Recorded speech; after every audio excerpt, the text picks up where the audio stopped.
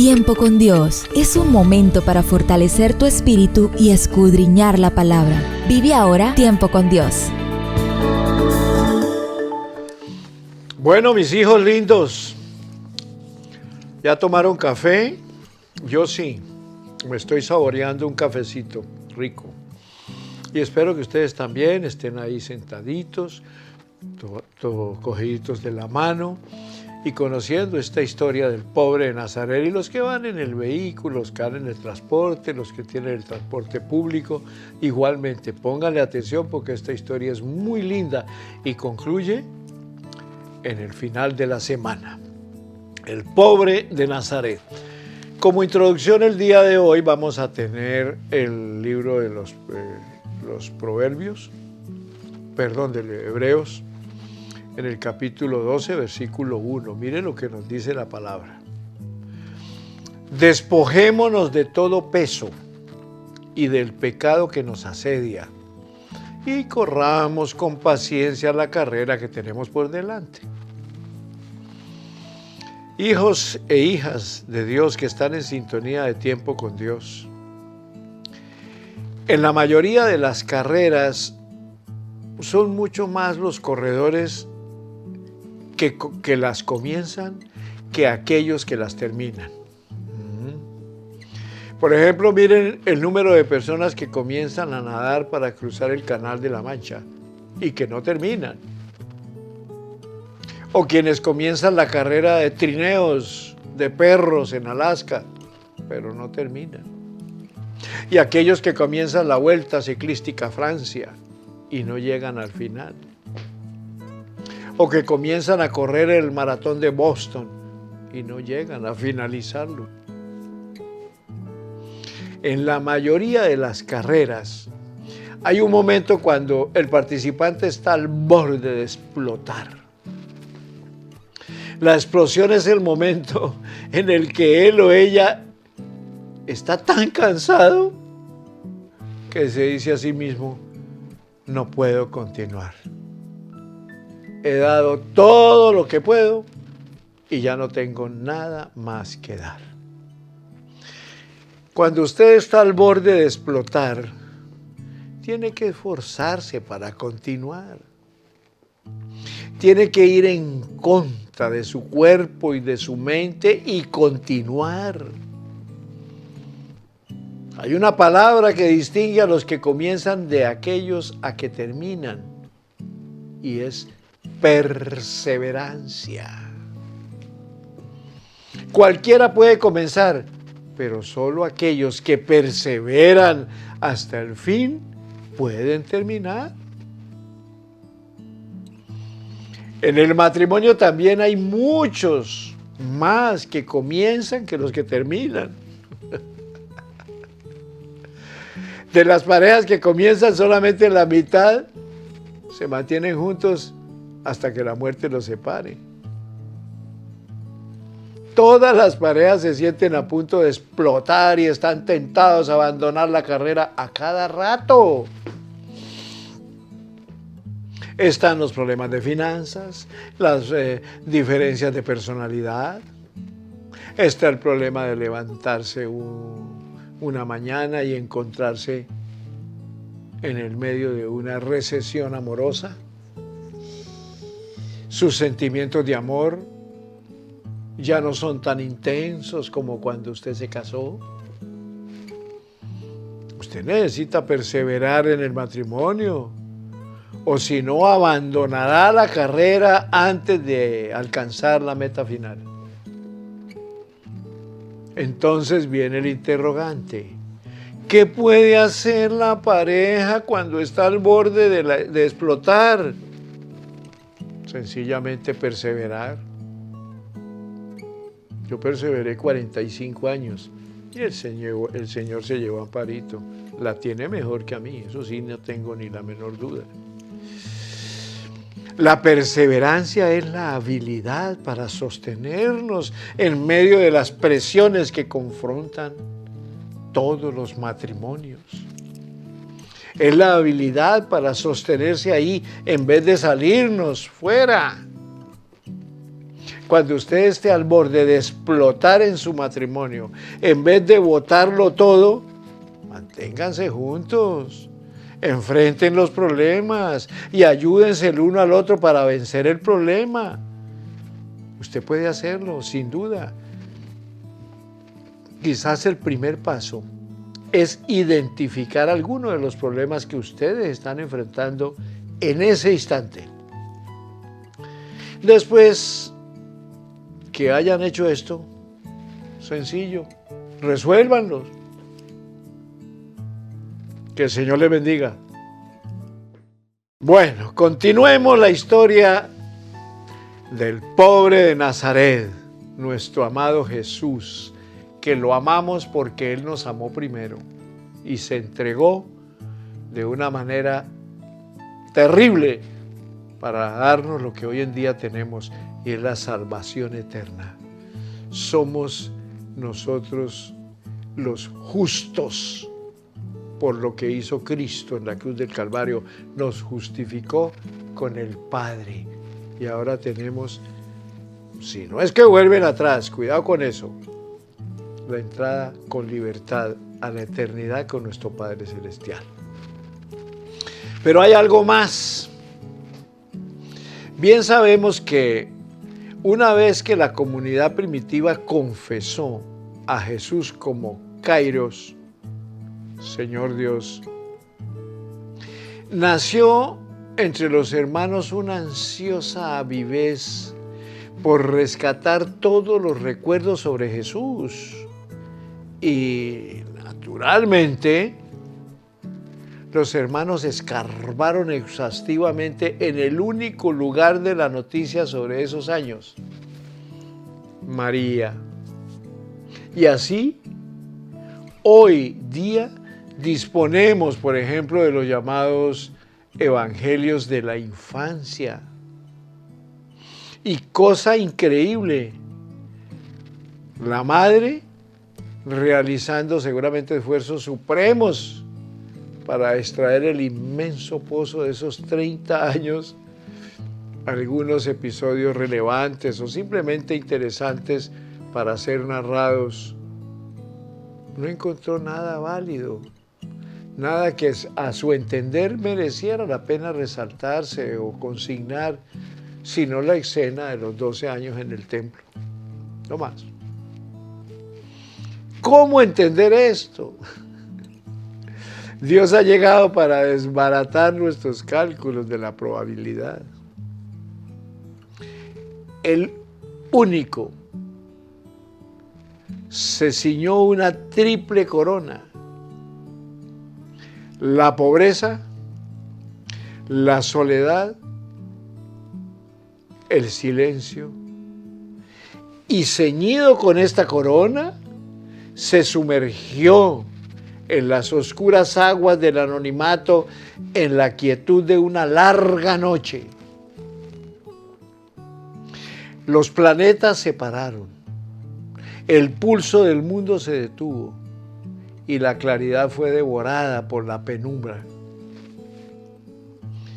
Y en donde se ocultó Dios, en el cautiverio lo encontraron o lo encontrarán. Hizo del silencio su música y de la soledad su morada. ¿Qué sucedió? ¿Dónde quedaron los sistemas, los modelos, los valores, las eficacias? Todo se lo llevó el viento. En adelante solo quedan en pie la pobreza, el silencio y la soledad. Estás en Tiempo con Dios, tu mejor momento. Interesante todo esto es muy interesante. Un silencio ante el que nosotros nos quedamos mudos, como ante una noche impenetrable. Y una noche poblada de preguntas. ¿Qué pretendía el pobre de Nazaret con esa actitud? ¿Para qué se encarnó entonces si no se manifestaba al mundo? ¿Acaso encerraba todo esto alguna aterradora lección sobre la eficacia de la ineficacia? ¿Sobre la utilidad de la inutilidad? De tal modo fue uno de tantos en la vulgaridad de Nazaret.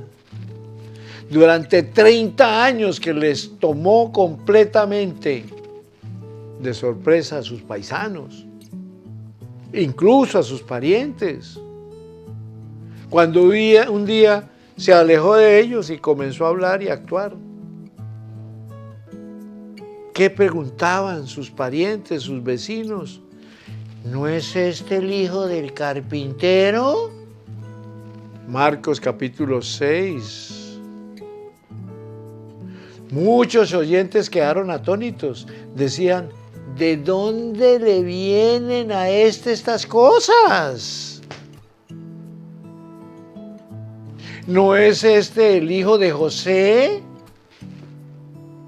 ¿Puede salir algo bueno de Nazaret? Estas y otras exclamaciones están indicando claramente hasta qué punto debió ser rutinaria y oscura su vida, y que no hay título más exacto para Jesucristo que este, el gran pobre. Entonces surge un interrogante: ¿cómo se explica este silencio? Cristo comenzó primero por renunciar a todas las ventajas de ser Dios. Óigame pues. Y después se sometió a todas las desventajas de ser hombre. De tal manera que con tal radicalidad que, llegado el momento del apuro, no se le ocurrió meter la mano al bolsillo de su divinidad para sacar de ahí una carta mágica que lo liberara del susto de la muerte, de la decepción por la volubilidad de las multitudes, de la tristeza, de la agonía, en la fatiga de los caminos, de los momentos de desaliento. Fue fiel al hombre hasta las últimas consecuencias. No solo descendió hasta las aguas infrahumanas cuando estaba clavado e impotente en la cruz, sino de que desde el comienzo estuvo sumiso y obediente a la condición vulgar de cualquier vecino, sometiéndose siempre a las limitaciones inherentes de una raza, a una aldea completamente irrelevantes, sin emerger jamás la cotidianidad con sus pequeñas preocupaciones y necesidades, implicado con los chismorreos del vecindario,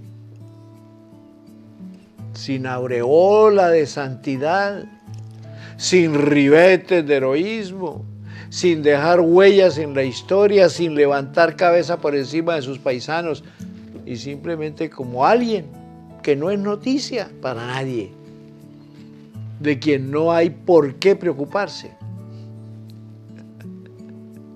El hijo de todo. Definitivamente esta es mucha historia tan bella. El hijo se sumergió en toda la densidad de la experiencia humana. Todo esto significa la encarnación del Hijo de Dios, acontecimiento por el que el Hijo se convirtió en el gran pobre. Estás en Tiempo con Dios, tu mejor momento. ¿Sabe qué le tocó a ese Jesús, a ese pobre de Nazaret? Trabajar con sus manos. Una serie de circunstancias contribuyeron a forjar la rica personalidad de Jesús. En primer lugar, su condición de trabajador manual. No es un hombre que levante el vuelo a las nubes sobre unas teorías. ¿No? Sus intuiciones y enseñanzas son concretas, realistas y tangibles, como el pedazo de madera en el que trabaja. Según el apóstol Marcos, la gente de Galilea exclamaba: ¿no es este el artesano, el hijo de María? ¿No es este el carpintero? Artesano, carpintero, sin duda se trata de un mismo oficio. En sustancia, un hombre que trabaja con sus manos en la madera y probablemente también en el hierro o en la piedra. Un ebanista, un herrero, un albañil, alguien que se ocupa de las faenas de la construcción. Precisan los historiadores que la mayoría de los carpinteros de Galilea de aquellos tiempos eran asalariados itinerantes que no realizaban sus tareas mayormente en su propio taller, sino que deambulaban por los pueblos y sus alrededores atendiendo a las necesidades de cada momento. Arreglar una ventana, levantar una pared, reforzar una puerta. Incluso es probable que Jesús trabajara en colaboración de otras personas para construir una casa o levantar una sinagoga. Y de todas maneras, el pobre de Nazaret tuvo que alternar necesariamente con tejedores, curtidores, herreros, alfareros, y ocasionalmente tuvo que convivir con otros grupos sociales diferentes que también laboraban con sus manos, como labradores y pescadores. Poco a poco Jesús fue convirtiéndose en un experto trabajador que sabe calcular con precisión las medidas y las dimensiones, el precio y el valor de las cosas. Mucho más adelante, por decirlo mejor más tarde, para explicar el misterio del reino, utilizará la sabiduría adquirida a través de la realidad cotidiana. Siempre hay peligro de que una brizna de viruta se incruste en el ojo. Lucas capítulo 6, versículo 41.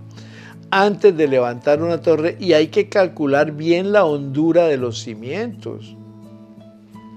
Cuando una cosecha supera todas las expectativas, hay que ver la manera de ampliar los graneros, ¿cómo no?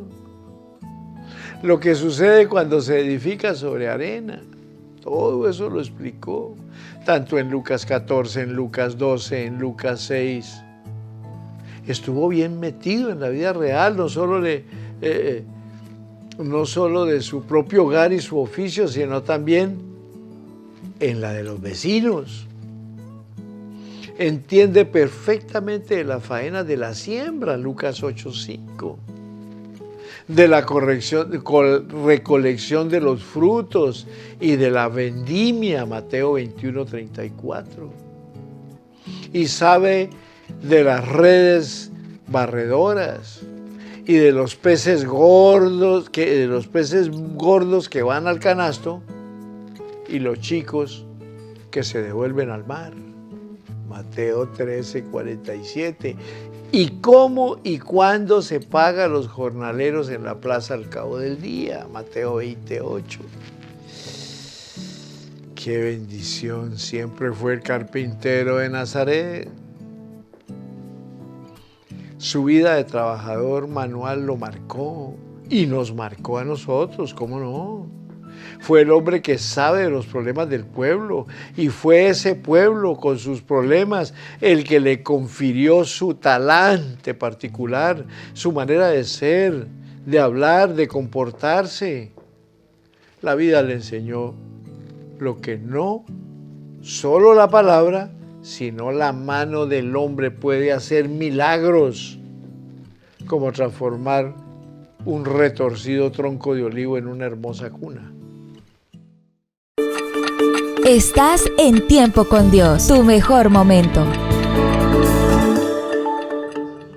Bueno, llegamos al final por el día de hoy. Juiciositos ahí, vamos a cerrar por el día de hoy mostrándoles el libro. Es verdad que Nazaret tenía sinagoga, ¿cómo no? Pero no tenía Besá Midrash, es decir, una escuela superior donde se impartían altos conocimientos sobre la ley por los escribas y doctores, venidos generalmente de la capital teocrática. Cuando al inicio de la evangelización se levantó Jesús en la sinagoga e hizo el comentario sobre un pasaje del profeta Isaías, los nazaretanos se quedaron estupefactos, sin poder creer lo que estaban oyendo. Lo habían conocido desde niño y sabían muy bien que no tenía estudios. En otra oportunidad dice Juan que los judíos se maravillaban y decían: ¿cómo este sabe tanto sin haber estudiado? Juan 7:15. Era pues voz común y cosa sabida que Jesús no había asistido a las escuelas superiores ni tenía doctorados. Sin embargo, lo llamaban rabí, que significa maestro. Este título no tenía por entonces necesariamente significación académica. Quien había cursado estudios superiores de teología recibía el título de escriba, y aunque también a esto se le llamaba de rabí, ese calificativo tenía resonancias mucho más amplias y se aplicaba a personalidades de relieve, bien por sus conocimientos académicos, bien por otros motivos. Por ejemplo, cuando alguien había alcanzado un notable beneficio ascendiente sobre otros, se lo consideraba como maestro de vida o rabí. Este fue el caso del Señor Jesús. Solo a partir del siglo II, en nuestra era, se le dio a este título una significación estrictamente académica. En todo caso, al leer los evangelios, comprobamos que Jesús manejaba las escrituras con seguridad y aplomo, y con tanta competencia como los doctores más versados en la ley. Y surge la última pregunta para terminar en el día de hoy: ¿dónde las estudió? Gloria a Dios, gloria a Dios, gloria a Dios. Cristo viene pronto. Por lo tanto, debemos estar preparados. Vamos a confrontarnos con el día de hoy, pero vamos en victoria, porque lo que hemos aprendido del Señor Jesús fue decisión, perseverancia, seguridad, que hasta el día de hoy, después de más de 2000 años, nosotros podemos decir: qué bendición que en estos tiempos hayamos podido disfrutar del conocimiento de una persona que murió por cada uno de nosotros. Familias lindas, el abrazo del Padre, del Hijo y del Espíritu Santo. Vayan con Dios y nos vemos mañana, bien tempranito, para la gloria de Jesucristo. Amén.